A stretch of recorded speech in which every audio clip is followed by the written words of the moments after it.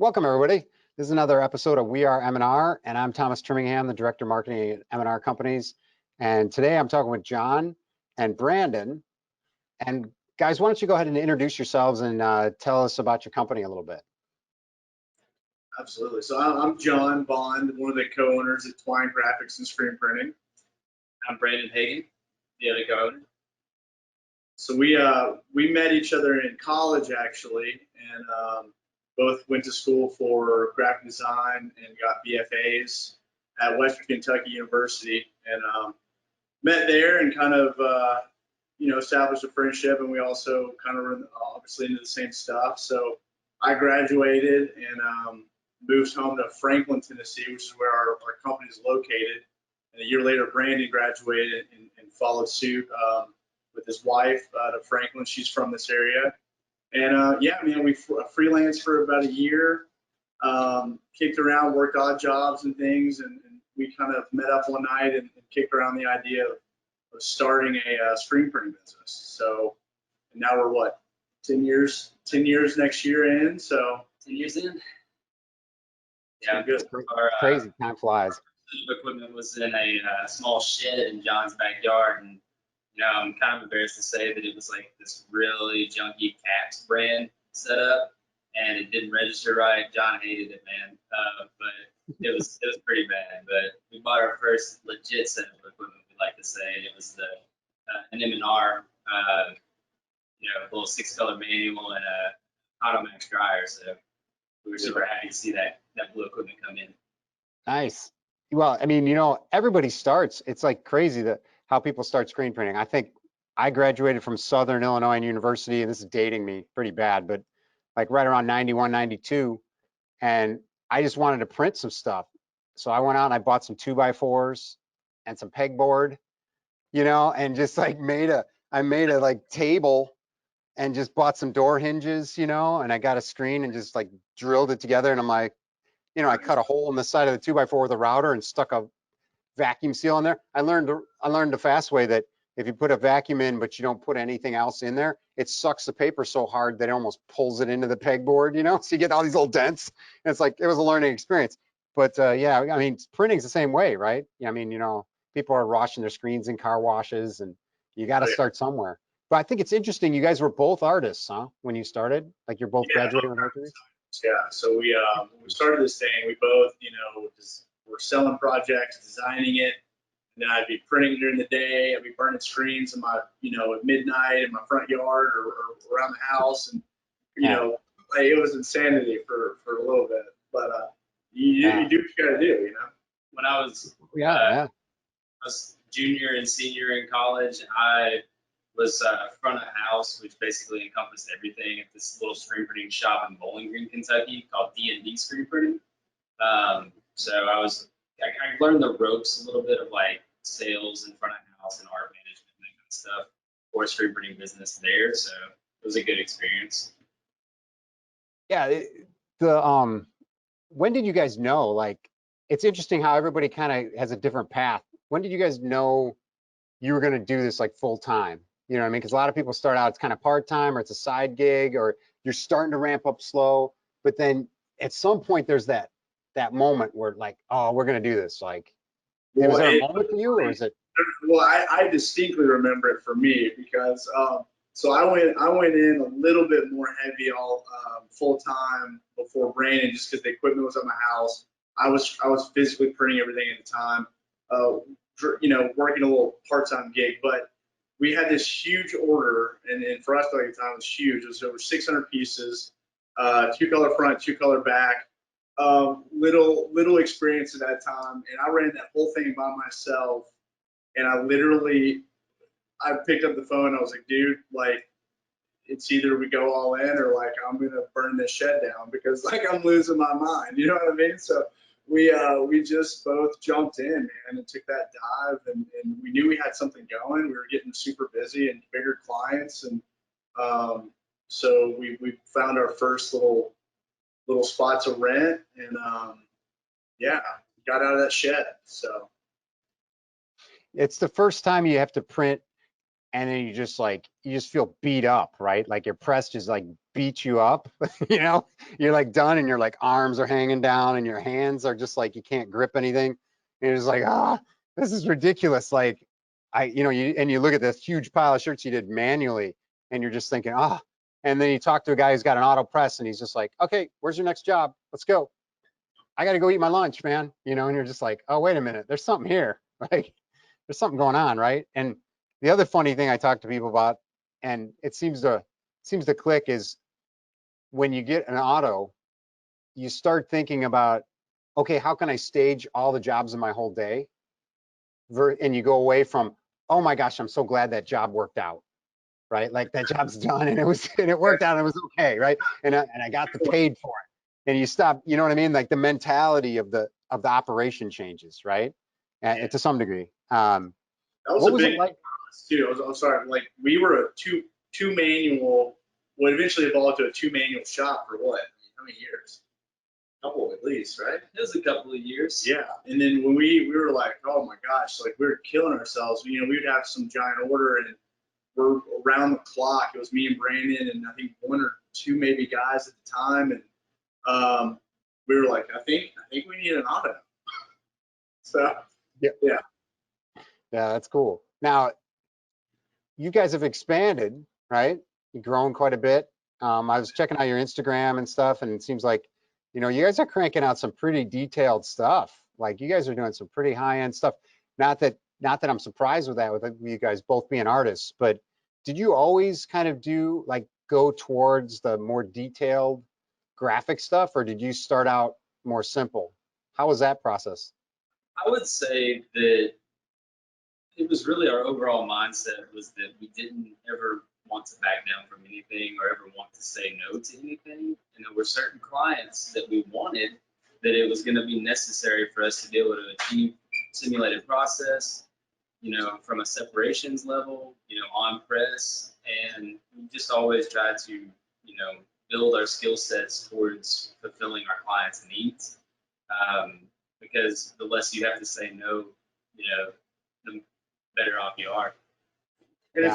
it's also just fun. Like I always was drawn to those like shirts, those full photographic, just crazy gnarly. Like how did they do that? Prints, and being in this area, there's some amazing shops up in Nashville that we followed for years, and that we've always looked up to and wanted to mimic and get to their skill levels. So we jumped in early, and I think we're one of the few shops that can really put out really high color, complex simulated process like we can, which is cool because we can literally there's not much we get art wise that we're scared to print, which is Yeah, cool. that's a big deal. It's a big deal because I think when the art leads the operation to more than just the printing commodity of it, you kind of own your space a little bit more, right? You kind of command a different price sometimes. And what was it? I mean, let's just, I guess there's a risk here. Everybody's going to be like, hey, you guys graduated from art school. Everything was smooth sailing. You just started your own business and orders just came flying and everything was great. The reality is a little different than that, right? I mean, everybody has some pain along the way, and it's useful for other printers. Like a lot of printers check out our success stories, and you don't have a success story without hitting some pain along the way. Like, what would you say is been some of the tougher spots for you guys? Do you have one? I mean, one big one for me personally, I'll never forget this because it's one of those like, oh my God, it was a 5K race that I was involved in. I was like, oh, I got the shirts, I'll print them. I printed those things, delivered them to everybody. The race is the next day. Everyone washed their shirts that night, and that print was gone in the morning. And, I show up to the race and I'm like, oh, cool. I know what I'm doing, And so, I mean, little things like that, man, you're going to make mistakes. And we've learned a lot through the years. Yeah, I mean, it's kind of laughable now. And we still, obviously, still make mistakes, but there were some big ones along the way. I mean, it's Yeah. just all. It's like a year of new mistakes, like what phase are we in now? We got, everything's an evolution. Now we deal more with personnel, and it's like learning how to run a bigger business. And Yeah, you it's a know, huge business. Yeah, it's a huge, I mean, personnel will make or break you. I typically tell people, I was like, some of those decisions are, and a lot of it, the interesting thing is a lot of it comes from the mentality of the people that own the company, right? It's like, how do you feel? Because I have a good friend that, man, I love this guy, but he can't work with other people. You know what I'm saying? Like he's just not, he doesn't, and he needs that shirt that says does not play well with others on it. And just because he's just like, he's always seeing the things that people are potentially going to do wrong and he's focusing on them. And it's hard, I think, what's it been like for you guys? Because I know when you expand, you have to go from being kind of working in your business to working on your business a little bit. Has that been an experience for you guys as well to some degree? yeah, it tends to be like a constant fluctuation. You know, you never know what hat you're gonna wear for the day, it seems like. But we have for a long time focused more in the sales side of our business, and the production side of our business. We still have involvement in it and proceed, but we don't get back there, in the day to day unless we just, are extra hands that are needed. But I think that's enabled us to, grow quickly and, in other ways that being super involved in production wouldn't have allowed us to. So We've also focused and understood the value of people, and when you have good employees and you can cultivate that culture within your business and create, a team that cares, and when they come in, you can rely on them. I mean, that's been key. And we've had hiccups, of course, along the way there, but we've had people that have been with us a very long time and that have become, vital parts of the function of the company. So it's been good. Yeah, it's a huge thing. So a couple of things. One, I always want to touch on like, what is it that made you guys pick M&R from this beginning? Like, was there something in particular? Maybe just talk about M&R just a little bit, just from the standpoint of, because I know you guys have tested a lot of different equipment. Everybody in the business that's been in it for 10 years has tried different out things. So be interested in your point on that. we actually developed a relationship with a guy named Matt at Screen Process of Alabama, and he pointed us in the direction of M&R equipment. And for the most part, we've sort of stayed in that, mentality of using M&R since. We've looked at other things, and everybody does, and there's certain pieces of equipment from different brands that may help in certain situations just based off of equipment size and capability and things of that nature. But honestly, M&R to us has always had a really high standard of quality, longevity, something that's going to hold up for a long time. And even with higher price machines, you can't always say that about those machines. Yeah. They make different bells and whistles, but they don't have the longevity. So for us, we're trying to build a company that's going to last, so we want equipment that's going to last. We also looked at people that we, that are in the similar, field or whatever. I mean, we looked at those people, like what are they using? Like, talk to guys we know that printed at other shops, or, kind of got some feedback there. And yeah, I mean, M&R just always seemed like the tried and true, like that's just that it's screen printing. It's like shops with the big blue presses in it, man. That's what we had to have. Yeah. No, I appreciate that, and it's good to hear that from you guys, because a lot of times, we get other rationales or whatever, but it's the reliability a lot of times that people focus on a lot, with the fact that the press has a good resale. Even if for whatever reason you got to pivot or you got to move or you got to expand, you can sell your press and make some money.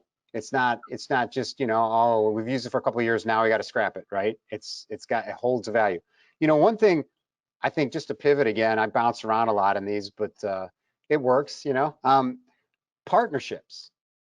Maybe just both of you take a turn and, obviously I don't want you to start fist fighting there or MMA grappling, but just it's worth a chat, because the reality is people have really kind of like kind of extreme views about partnerships, right? They're like absolutely not, never, or that's a necessity, or it just worked really. So what's that been like for you guys? Is it complementary? How do you guys work together, and how does that work?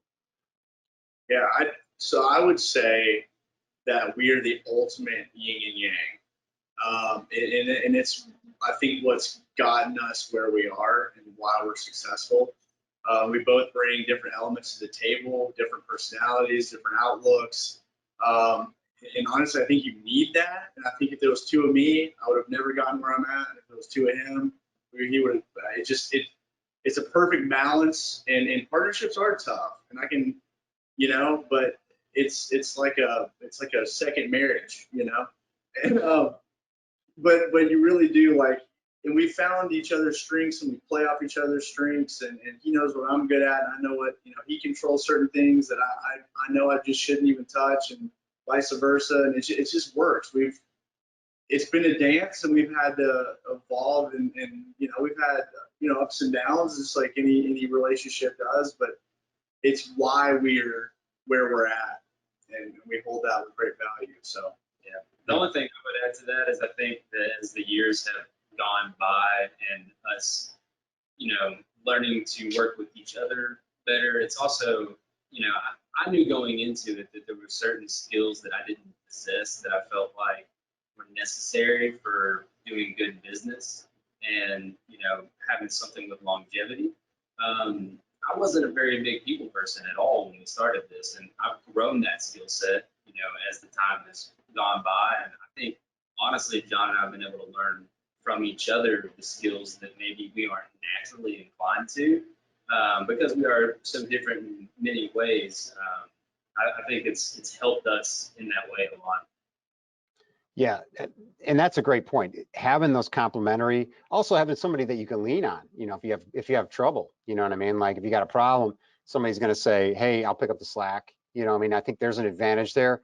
I think it's just hard. Sometimes it's hard because if you're a do-it-yourselfer, a lot of times it's all DIY, you know what I mean? Like it's all me all day. One thing that's interesting, I'll just say this briefly because I'm a huge fan of Tennessee. Like we've been, I'm Chicago area native, but we came out there once just for like a casual vacation. And I'll tell you what, it's still kind of wild out there a little bit. It depends on where you end up, I guess. But now you guys are pretty close to Nashville, right? Yeah, we were pretty close to Nashville. We were we're about 15 minutes further south than Nashville, in Franklin. So yeah, okay. Yeah, because when we came out to like outside of Pigeon Forge. We rented a cabin, and I realized it's still a wild out there when I saw the dumpster on the cabin had like these giant padlocks on it, and I'm like, what are they? They really don't want people to get into the dumpster, is what my first thought was. And then, we didn't really know. Our girls were little at the time. We went walking on a trail out there, and there was this big sign, and there was a warning sign. I just didn't pay attention. I'm like, it's no big deal. And we're out on the trail on a Sunday, and my wife taps me on the shoulder, and she goes, and I was like, what? And there was a gigantic bear in the middle of the trail, and we lucked out. We kind of just did all the wrong things, turned around, ran away, kind of. But I realized like it can get a little intense out there in Tennessee. So I don't know. Do you get out to those parks at all, or what? So we're Middle Tennessee, so a lot of that's over in the Gatlinburg, like Smoky Mountain area, Yep. That's where you get all that good wildlife. But yeah, Tennessee's beautiful, man, and you kind of get a lot of different experiences in Tennessee. I mean, again, you got the mountains, you got it's a cool place. Yeah, I'm glad. Were you grown up in Kentucky and then you moved to Tennessee? Is that what happened? Or you went to school in Kentucky, right? I grew up in Kentucky. I was raised there my whole life, and went to school there through being 21 years. Moved to Tennessee afterwards. And I moved here where we're currently at when I was going into, I think, third grade from Kentucky. So I was born in Kentucky, lived here my whole life, went off to school in Kentucky, and then came back. So yeah. Well, and Nashville's a different thing too. Like you can go to Kentucky and you can hit, you can go to Kentucky and you'll hit the Smoky Mountains and be like, whoa, I went back like 30 years. But then you go to Nashville and you're like, wait a second, like this is, whether you like country music or not, you have to say, hey, this is legit here. You know what I mean? Like they got everything. And so it's a different thing, There's fantastic printers, like you guys have said. There's a lot of industry, and it's a great area for t-shirts as well. So I don't know, like what other printers have you guys or worked with down there? Like there was a couple down there that I think Andy Anderson was one of the ones. Anderson Studios was one of the guys I used to know. Always a big one that we were big fans of Andy, and one of his old printers actually worked for us for over 6 years. Oh wow. And Okay.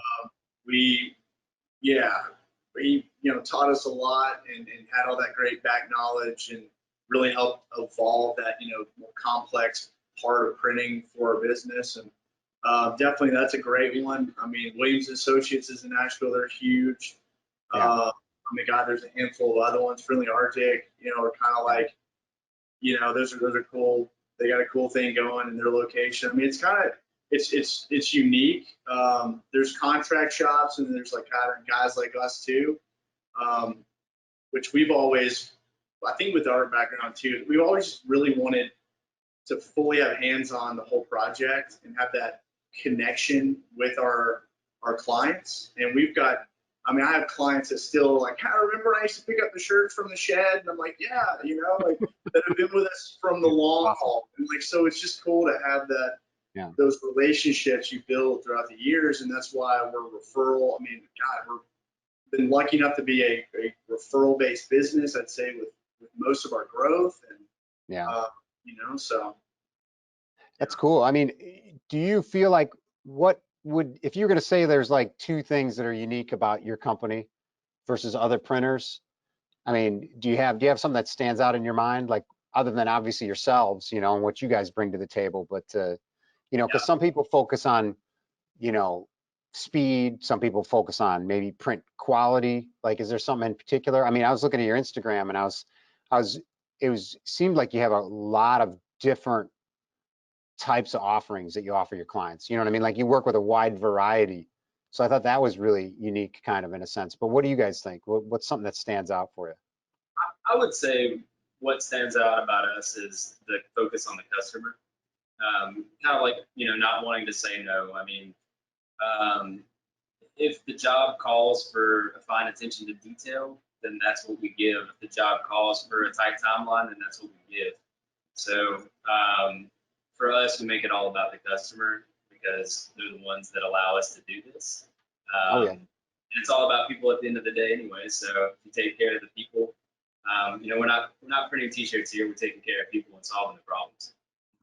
Yeah, and I would just add to that exactly what I would have said too. I mean, I think it's the relationships you build and it's taking care of the client and their needs. And we hear horror stories all the time from people that use other printers and, they did this or they wouldn't, budge on this or they, blah, blah, blah. And it's like, we've just always approached everything just no nonsense, just like, we know what we do well. It's like, let us take care of you and you're going to have something great at the end, so. Yeah, that's great. What do you think about the next couple of years? I mean, I know, how has it been for you guys coming through this year? I mean, for a lot of people, it's just literally been like either a treadmill run or for some people, it's been like a run right off the cliff, but other people, surprisingly or not, seem to be doing okay. But it just really depends on your customer base to some degree. And what's been your experience in Tennessee there?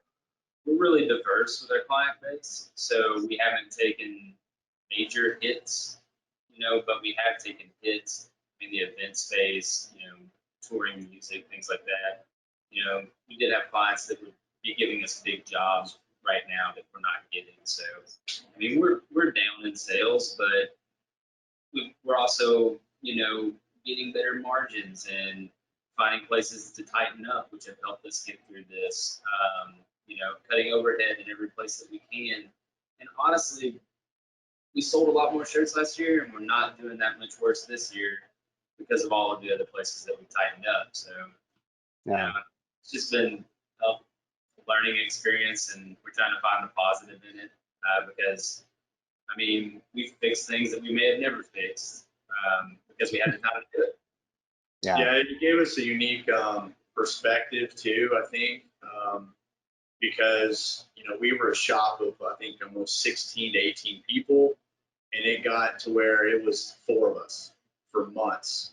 And it was like I was right back in that shed again, doing all these different duties and tasks I haven't done in years, and being reconnected and getting my hands dirty. I mean, it was like we kind of got a little life put back, I think, in us, which was, out of necessity and adapting and evolving to the.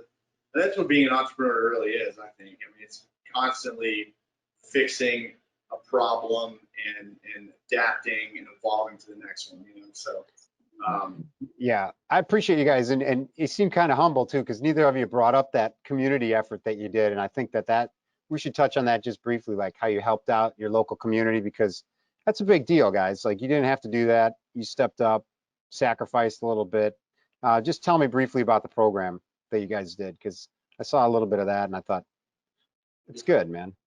We, there was a pretty good movement going on with printers, and the idea wasn't original to us. I think we actually saw it from Printed Threads down in Texas, but super great idea. And basically that, to keep things moving here and to help things with other businesses, they couldn't do business. They couldn't operate many of them as normal. So obviously you can't make money. You still have rent. You have overhead in other areas. So the idea was that if we could, facilitate online stores and sell shirts for people and basically take any risk out of it for them, no setup fees, no minimums, and basically just, say this is what the opportunity is. You help us promote your brand, your shirts, sell some product, we'll print it, we'll ship it. And we went really heavily into, basically there was a couple of months where that was about all that we were doing was taking care of those stores. And it was really awesome to be able to almost see that connectivity more firsthand than we normally do, to where we're getting to write those checks out to people that, just wouldn't have been doing any sales or selling merchandise whatsoever. It was a really cool experience. Yeah, it was great. Yeah, that's awesome. What does the future look like for you guys next? I mean, obviously we got to come out of this thing to some degree and, work forward, but do you guys have plans that maybe you're kind of thinking about again, or just riding into the future, or what are your thoughts? I mean, obviously, some of the shows are kind of being on hold right now, but what are your thoughts moving forward? I mean, I think the key is just to stay forward moving and keep that forward momentum. I'd say like ginormous plans, like I don't know. Like we luckily we just got in this new space. We have some time to kind of breathe, which is nice, especially in the middle of all this. But I think tightening up would be a focus. I think just every little aspect that we can just fine tune, and really, we also added other parts of our business to this whole COVID deal. We're now doing fulfillment. We're doing, things that we always were like, there's no way we're going to be doing that, and here we are. So, just keeping those things rolling. I think, and again, we're hiring more people, and making sure we have those right staff members, and it's building a solid team foundation that we can move into next year, when hopefully the world goes back to normal, when we are getting all those crazy things thrown at us, so we're ready.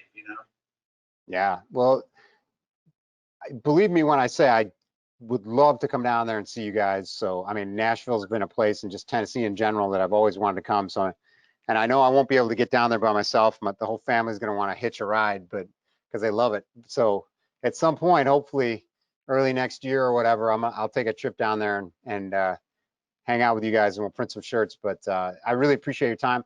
Where can people get in touch with you if they want to ask you some questions? Maybe they have some thoughts, or they want to kind of see what you guys are doing, or maybe even send you some jobs or work with you. Where's a good way to get in hold of you guys? Yeah, I mean, you can totally hit us up individually at John or Brandon at twinegraphics.com. We also have a info at Twine Graphics for general questions, but call. We've got website. We actually too have a retail. We never mentioned we have a retail space in our beautiful historic downtown Franklin, and we've got some fun shirts that you can purchase online, or we're always doing fun things like that. So there's a ton of ways. Instagram, hit us up on there and follow us. You know, we love to show off what we're doing, and we love following other printers too. And it's kind of a cool community, man. So Awesome. All right. Well, thanks so much for your time, guys. And it'll be great to check in with you in a couple months and see how you guys are still doing. So I appreciate the time, guys. Thanks a lot. thank you. Appreciate it.